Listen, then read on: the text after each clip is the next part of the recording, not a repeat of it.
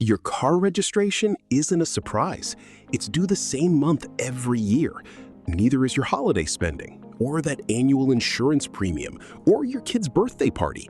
So why do these predictable surprises keep wrecking your budget like they came out of nowhere?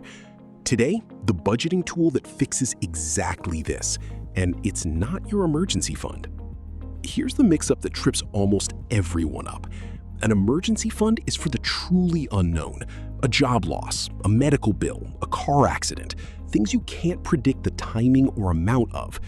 But car registration, holiday gifts, annual subscriptions, and home maintenance aren't unknown at all. You know they're coming. You just don't know exactly which month they'll actually hit, so they feel like emergencies when they land. That's not a savings problem. It's a planning problem, and it has its own dedicated tool, a sinking fund. A sinking fund is money you set aside gradually, a little each month, for a specific expense you already know is coming, so that when the bill actually arrives, you're not scrambling, borrowing, or reading money meant for real emergencies.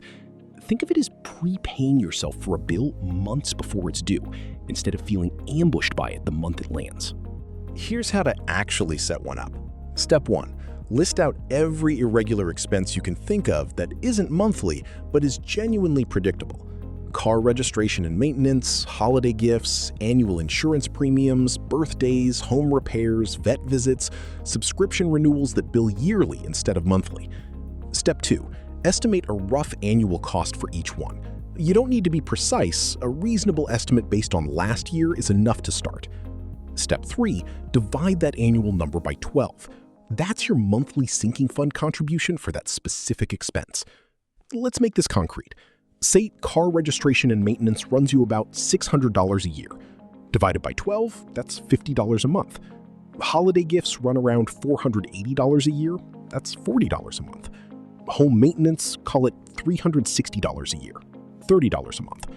On their own, none of these numbers feel dramatic. Combined, that's $120 a month, automated once, and none of those three bills will ever blindside your checking account again. Here's the part people get wrong most often, lumping all of this into one generic savings pile. If it's all sitting in one undifferentiated account, it's incredibly easy to spend the car registration money on something else in July because it just looks like extra savings sitting there. The fix is naming each fund separately. Car fund, holiday fund, home fund, even if they technically live in the same account. Most banking apps and high-yield savings accounts now support named buckets or sub-accounts for exactly this reason. If yours doesn't, a simple spreadsheet tracking each fund's running balance works almost as well. The naming and separating is what actually matters, not the specific tool. Automate the contributions the same way you'd automate anything else. A fixed transfer the day after payday into each named bucket, so funding these doesn't depend on remembering or feeling motivated in any given month. When December rolls around, or the registration renewal notice shows up, the money is already sitting there waiting, and paying the bill becomes a non-event instead of a scramble. A few mistakes worth avoiding. The first is treating your sinking funds as a backup emergency fund when a real emergency hits. It's tempting to raid the holiday fund when something unexpected comes up, but that just relocates the problem to December instead of solving it. Build your actual emergency fund first if you haven't, and let sinking funds stay dedicated to their specific known expense. The second is setting up too many tiny funds at once and losing track of which is which. Start with your 2 or 3 biggest irregular expenses, the ones that actually caused stress last year.